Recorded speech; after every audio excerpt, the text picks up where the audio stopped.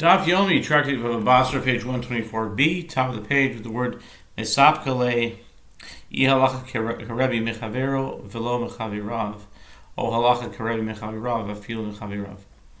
The Gemara explains that Rabbi Chia is uncertain as to whether the principle that the halacha is in accordance with the opinion of Rabbi Yehuda Hasi in his disputes with his colleague applies specifically to a dispute with one other Tana, but not to a dispute with several of his colleagues, or whether the principle that the halacha is in accordance with the opinion of Rabbi Yehuda Hasi in his disputes with his colleague applies even to a dispute with several of his colleagues, as in this case where the rabbis disagree with Rabbi Yehuda Hanasi.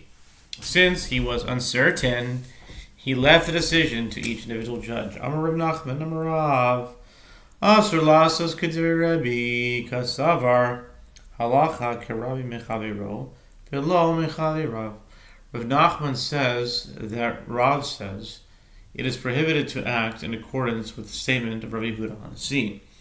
The Gemara explains Rav holds that the halacha is in accordance with the opinion of Rabbi Yehuda Hanasi in his disputes with his single colleague, but not in his disputes with several of his colleagues.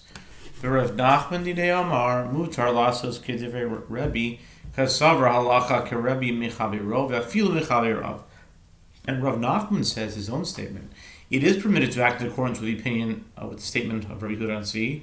The Gemara explains he holds that the halacha is in accordance with the opinion of Rabbi Yehuda Hanasi, not only in his disputes with his single colleague, but even in his disputes with several of his colleagues.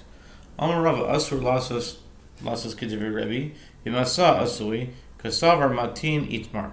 Rava says it is prohibited to act in accordance with the opinion of Rabbi Yehuda Hanasi, but if a judge acted in accordance with the statement of Rabbi Yehuda Hanasi, what is done, and the decision stands.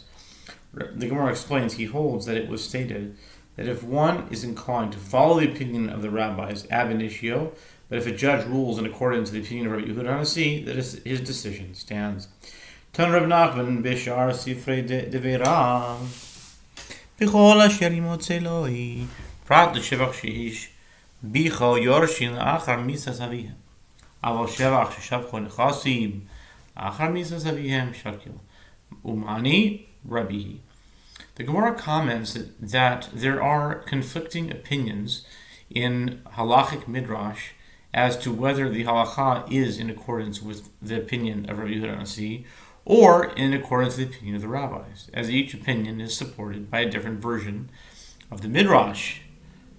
Rav Nachman taught a braita from the other books of the school of Rav, meaning a volume of halachic midrash other than Torat Kohanim, which is a halachic midrash on the book of Leviticus. The phrase from the verse, by giving him a double portion of all that he has, Deuteronomy 21:17, excludes the enhancement of the heirs brought about after their father's death, of which the firstborn is not entitled to a double portion. The Gemara infers, but of the enhancement of the property that occurred by itself after their father's death, he does take a double portion. The Gemara comments, and whose opinion is this? It is the opinion of Rabbi Yehuda Hanasi. Tanya Rami Bar Chama b'shar sifrei deverav b'chol asher yimatzei lo prat shevach sheshavcho nechasim la'achar mitat avihen v'chol shechein shevach shehishbichu yorshin la'achar mitat avihen telo shakil umani rabbanani. Rami Bar Chama taught a different version of the braita from the other books of the school of Rav. All that he has excludes the enhancement of the property that occurred by itself after the father's death, of which the firstborn is not entitled to a double portion. The Gemara infers, and all the more so, he does not take a double portion of the enhancement that the heirs brought about after their father's death. The Gemara comments, and whose opinion is this? It is the opinion of the rabbis. Accordingly, there is a discrepancy between the braitot as to whether the halacha is in accordance with the opinion of the rabbis or Rabbi Yehuda Hanasi. Amar Rabbi Yehuda, Amar Shmuel, Ein b'chornot l'pishnayim b'milveh, Leman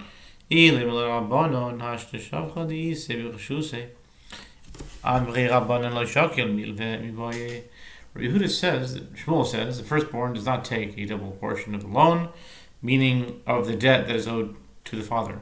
The Gemara asks, according to whom is this halacha stated?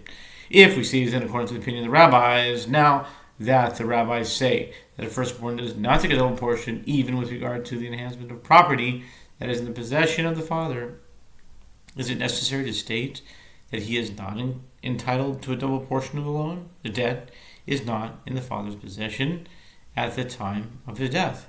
It is merely due to him. Rather, it must be in accordance with the opinion of Rabbi Yehuda Hanasi.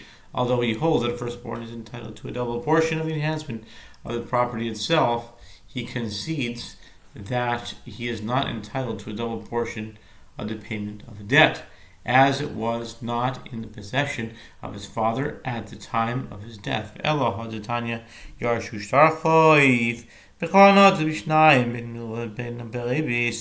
Mani lo Rebbe v'lo Rabbanan. The Gemara asks, but if so, in accordance with whose opinion is that which is taught in a Braita, if the sons inherited a promissory note, the firstborn takes a double portion of the payment of both the value of the loan itself and the interest. It is neither in accordance with the opinion of Rabbi Yehuda Hanasi nor the opinion of the rabbis. The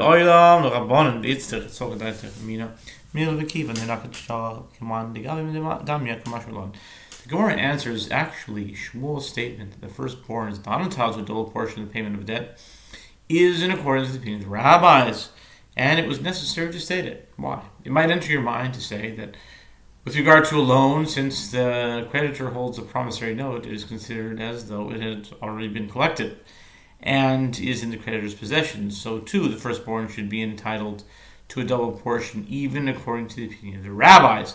Therefore, Shmuel teaches us that the loan is not considered to be in the creditor's possession, and the firstborn is not entitled to a double portion. Shilchu mitam bechor noitel b'shnayim milve avalo beribis. The Gemara relates, they said the following ruling from there, Eretz Yisrael: if the father lent money to a Gentile, the firstborn takes a double portion of the value of the loan itself, but not of the interest, as the interest is considered property due to the father. Laman. The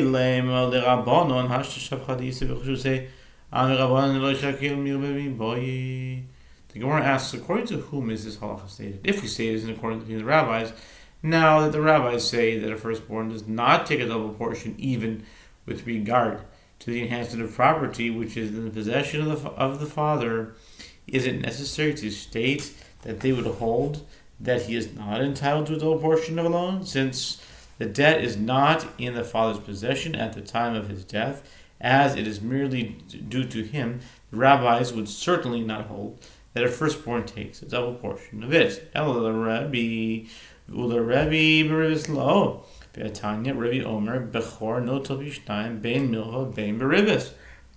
Rather, it must be in accordance with the opinion of Rabbi Yehuda Hanasi. Gemara asks, and according to the opinion of Rabbi Yehuda Hanasi, is it so that the firstborn is not entitled to a double portion of the interest? But isn't it taught in a Braita that Rabbi Yehuda Hanasi says a firstborn takes a double portion of both the value of the loan itself and the interest? So now the Gemara goes back and says, the Gemara answers, actually the halacha sent from the sages of Eretz Yisrael is in accordance with the opinion of the rabbis, and the sages of Eretz Yisrael holds that the rabbis concede that the firstborn receives a double portion of the value of the loan itself, because a loan is considered as though it has already been collected and is in the creditor's possession. By contrast, the interest on the loan is not considered as though it is already in the creditor's possession, and therefore the firstborn does not receive a double portion of its payment. Okay.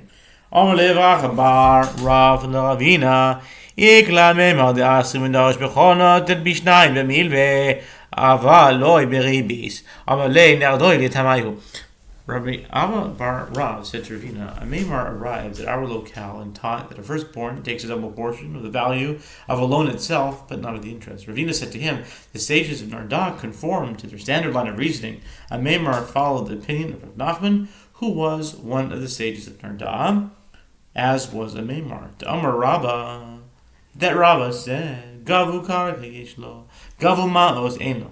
Rab Nachman Amar Gavu ma'os yeshlo, Gavu karka eno. The Gemara explains, as Rabba says, if the sons collected land as payment of a debt owed to their father, the firstborn has a double portion of it. But if they collected money, he does not have a double portion. Rab Nachman says that if they collected money, he has a double portion. Just the opposite. Rab Nachman says that if they collected money, he has a double portion, but if they collected land, he does not have a double portion. Wonder what the reasonings are. Anyway, Amrle Abaya the Rabba Didach Kashi Rab Nachman Kashi Didach Kashi. So Abaya is basically saying it's a question according to your opinion. Abaya said to Rabba that according to your opinion it is difficult, and according to the opinion of Rab Nachman it is also difficult. And according to your opinion, it's difficult. And he goes on to explain why both of them are difficult. Mirza Hashem on the next Daf Muhammad and Daf.